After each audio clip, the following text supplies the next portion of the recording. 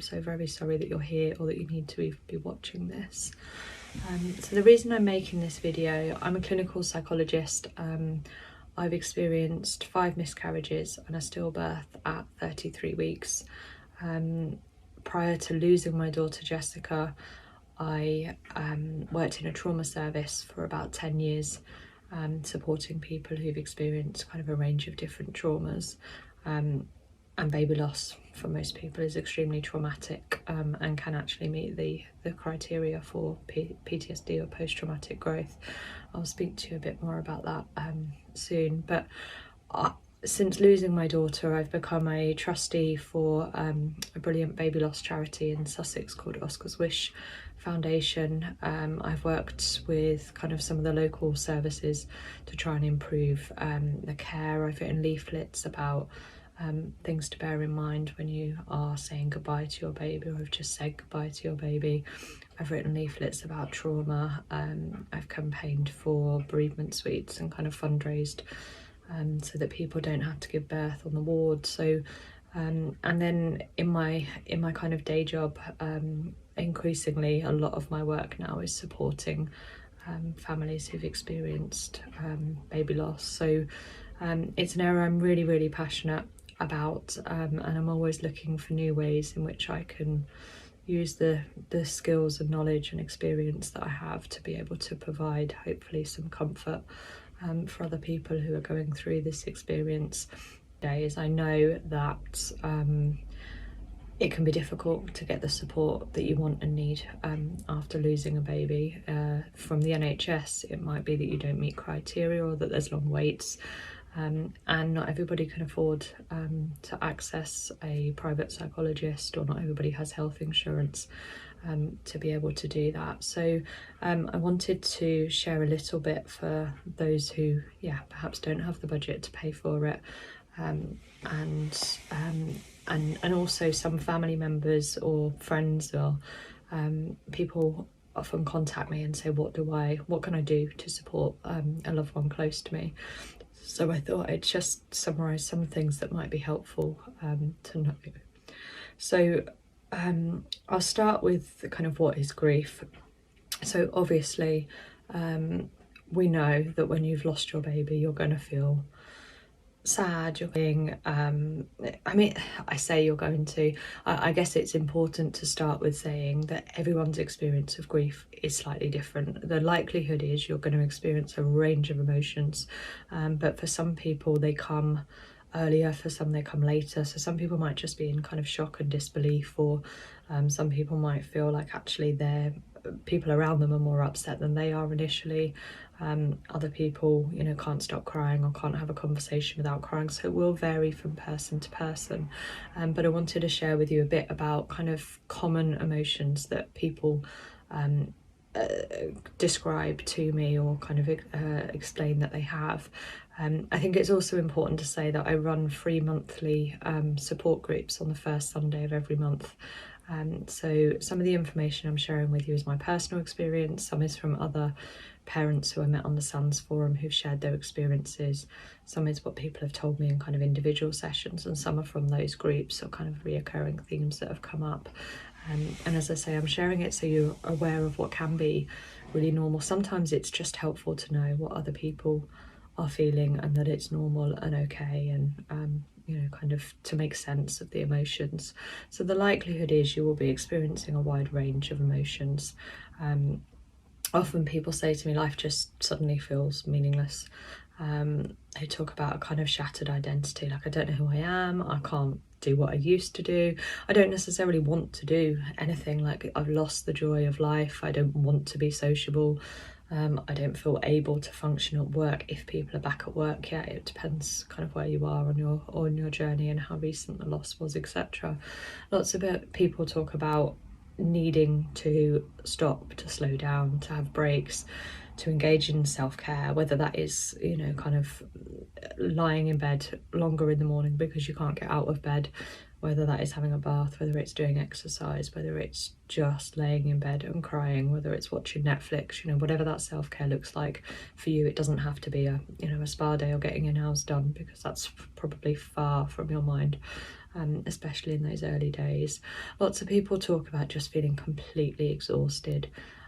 So, you know, after you've lost your child, you know, not only are lots of people kind of crying, and that's exhausting,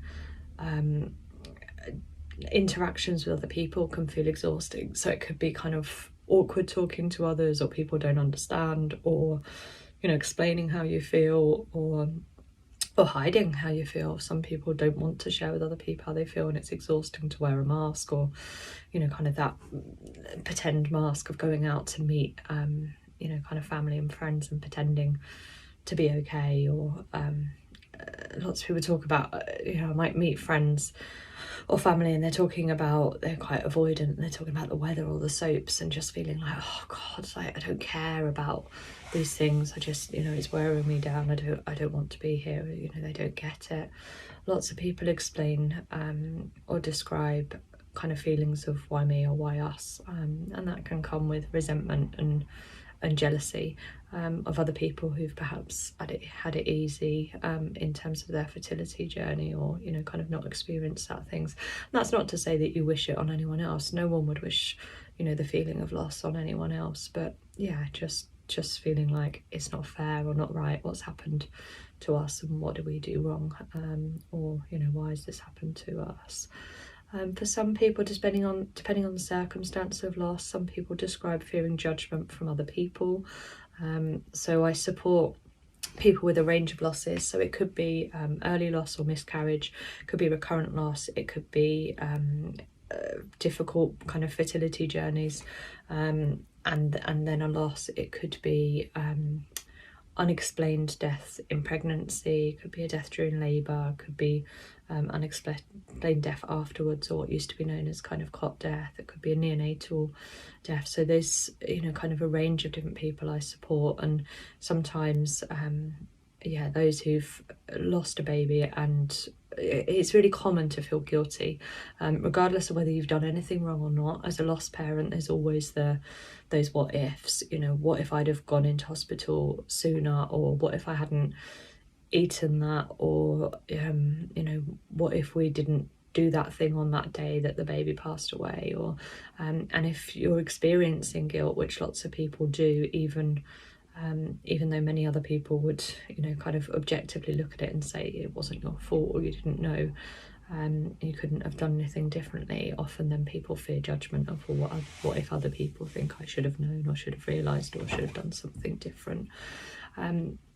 One of the huge themes that comes up in the support groups I run is just how much it changes relationships. So whether that be a relationship with your partner or friendships. So lots of people are surprised by the way friends and family react. So often it's friends who, you know, sometimes people are disappointed with the support of, say, their best friend, but someone who they consider to be an acquaintance, you know, might go over and above and be really supportive. So different people's understandings and ability to kind of sit with the uncomfortable emotion that is supporting someone who's grieving after the loss of a child, you know, it varies hugely.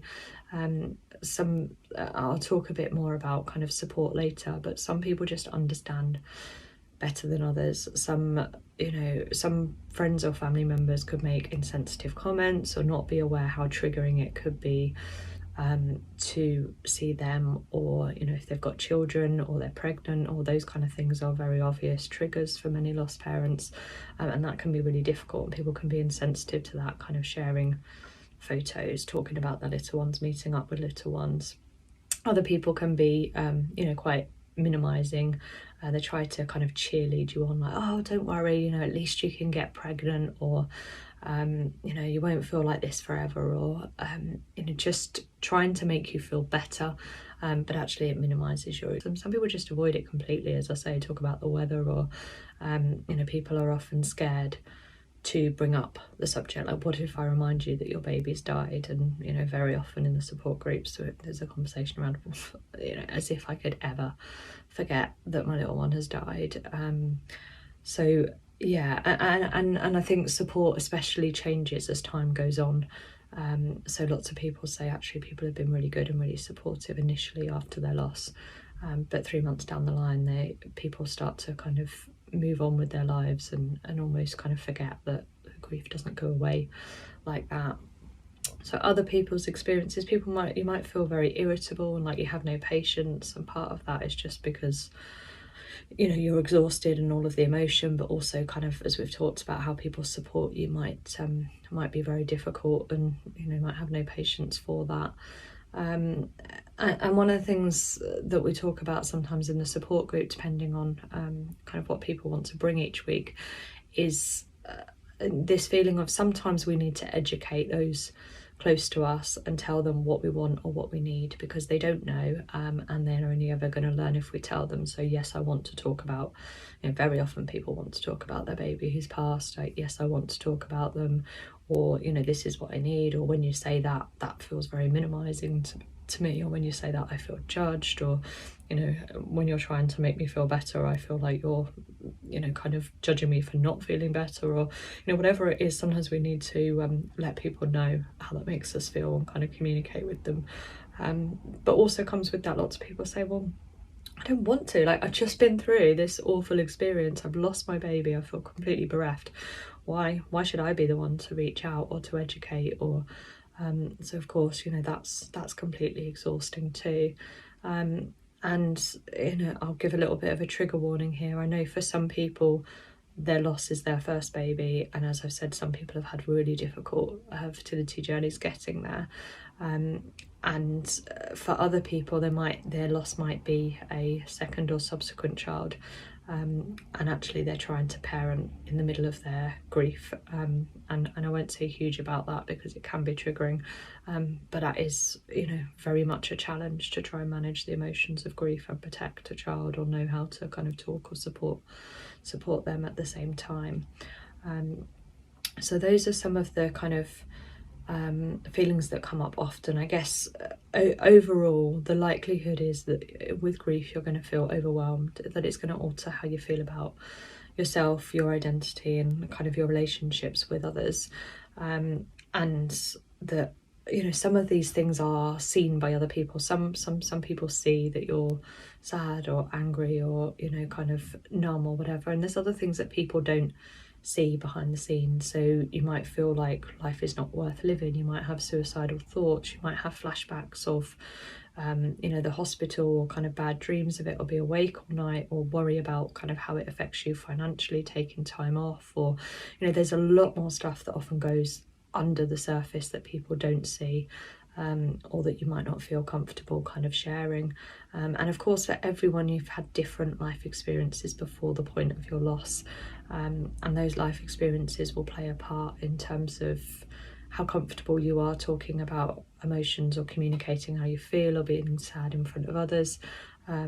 But yeah, other experiences of loss, it could bring up other kind of loss and trauma, or so that there's lots of other potential things that might be going on and that might play a part here. But yeah, all or any of these emotions can feel completely normal, and I think thinking about services, very often people say that grief takes anywhere up to 2 years to kind of manage and feel better from. I mean, you never get over grief, obviously. It's not like you suddenly feel okay after losing a child, you don't. But my experience is lots of people, after the first year after the loss, there's so many firsts that are difficult. So there's their first birthday, your first birthday without them, your first Christmas without them, your first Mother's Day, your first Father's Day. There's lots of milestones that kind of feel like they keep coming up within that first year, and once people have done that first year, lots of people say there's still difficult days, are still difficult times, there's but sometimes it feels a little bit more predictable, not always, but sometimes it feels more predictable. Like, I know that their birthday will be difficult, or the anniversary of their death will be difficult, or certain kind of milestones, it feels a bit more predictable. Shortly after I lost my daughter Jessica, I went to a yearly memorial service that they used to hold around Christmas time each year. And during that service, they read out a reading, which was originally posted by someone on a Reddit forum. It was an elderly gentleman who'd been through lots of different bereavements, talking about grief. And it really resonated with me as an explanation for grief. So I'm just going to quickly read that to you now. So, as for grief, you'll find it comes in waves. When the ship is first wrecked, you're drowning with wreckage all around you. Everything floating around you reminds you of the beauty and the magnificence of the ship that was and is no more. And all you can do is float. You find some piece of wreckage and you hang on for a while. Maybe it's some physical thing. Maybe it's a happy memory or a photograph. Maybe it's a person who is also floating. For a while, all you can do is float. Stay alive. In the beginning, the waves are 100 feet tall and crash over you without mercy. They come 10 seconds apart and don't even give you time to catch your breath. All you can do is hang on and float. After a while, maybe weeks, maybe months, you'll find the waves are still 100 feet tall, but they come further apart. When they come, they still crash over you and wipe you out, but in between you can breathe. You can function. You never know what's going to trigger the grief. It might be a song, a picture, a street intersection, the smell of a cup of coffee. It can be just about anything, and the wave comes crashing. But in between those waves, there is life. Somewhere down the line, and it's different for everyone, you'll find that those waves are only 80 feet tall or 50 feet tall, and while they still come, they come further apart. And you can see them coming, an anniversary, a birthday, or Christmas, or landing at O'Hare Airport. You can see it coming for the most part, and you can prepare yourself. And when it washes over you, you know that somehow you will again come out the other side, soaking wet, sputtering, still hanging on to some tiny piece of wreckage, but you'll come out. Take it from an old guy. The waves never stop coming, and somehow you don't really want them to, but you learn that you'll survive them, and the other waves will come, and you'll survive them too. The services often say that they won't see people immediately after grief because they would expect people to be finding kind of emotion difficult. So when you try to get NHS support, sometimes it's just not available. People just say, well, it's normal to feel like that. And yes, it is normal to feel like that. I would completely agree. But just because it's normal doesn't mean that you can't be supported in that. And as I said, there could also be an element of trauma. And if there is an element of trauma, sometimes the trauma will